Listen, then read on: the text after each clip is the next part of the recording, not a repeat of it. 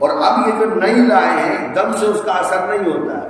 ابھی آپ 10 سال کے بعد دیکھنا، ابھی جو انہوں نے ہسٹری ختم کر دی ہے، اب نئی نئی چیزیں لائیں گے، یعنی کفری عقائد اس کے اندر لازم کر دیں گے. ان کے جتنے بھی خدا ہیں ان کی تصاویر لے آئیں گے، ان کے بارے میں ایک ایک نبند لکھوا دیں گے، ایک ایک لیٹر لکھوا دیں گے آپ سے.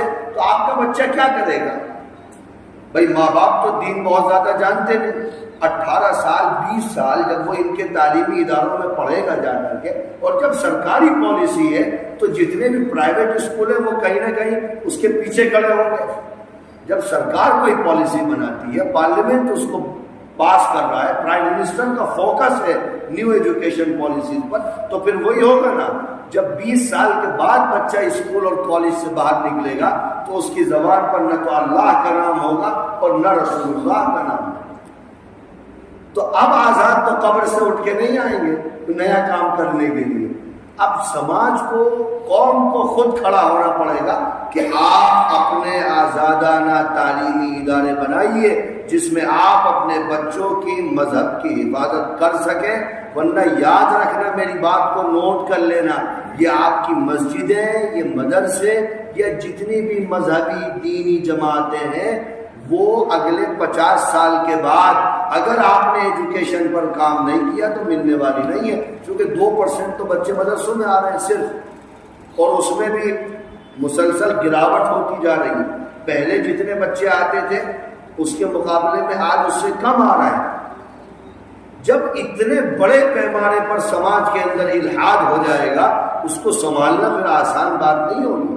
ابھی تو بہت کنٹرول ہے، اتنا کنٹرول ہے کہ اگر ہم کوئی چیز بول دیتے ہیں تو مذہب کے متعلق آدمی سن لیتا ہے اسے کہ بھائی اگر یہ بول رہے ہیں تو صحیح بول رہے ہیں.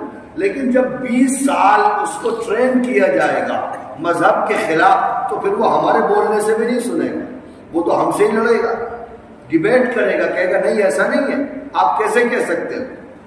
اس لیے اسلام نے جو تعلیم کا معیار بیان کیا، آپ ضرور پڑھائیے اپنے بچوں کو، لیکن مدرسے میں بھی بھیجیے، مسجد میں بھی بھیجیے. ہمارے ہاں کیا ہے، وہ ٹیوشن لگا دیتے ہیں 500-500 روپے کے بیچارے.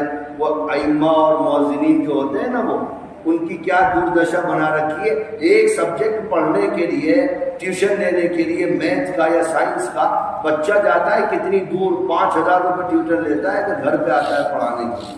وہ مولانا صاحب بیچارے 500 روپے میں آتے، وہ اس کے فادر یا مدر اوپر سے کھڑکی کھول کے کہتے ہیں کہ مولانا صاحب آج بچے کا من نہیں کر رہا ہے، کل پڑھے گا. تو ہم نے تو مذہب کا تماشا بنا رکھا ہے. اس لیے میں کہہ رہا ہوں آپ مدرسوں میں بھیجو، مسجد میں بھیجو، جہاں جہاں دین کی تعلیم ہوتی ہے، تاکہ وہ جڑ سے جڑا رہے. اگر جڑ سے کٹ گیا آدمی نا تو پھر دنیا میں کوئی راستہ نہیں ملنے والا. اللہ تعالی ہم سب کے عقیدے کی، ایمان کی حفاظت فرمائے. وآخر دعوانا الحمدللہ. اللهم صل علی محمد.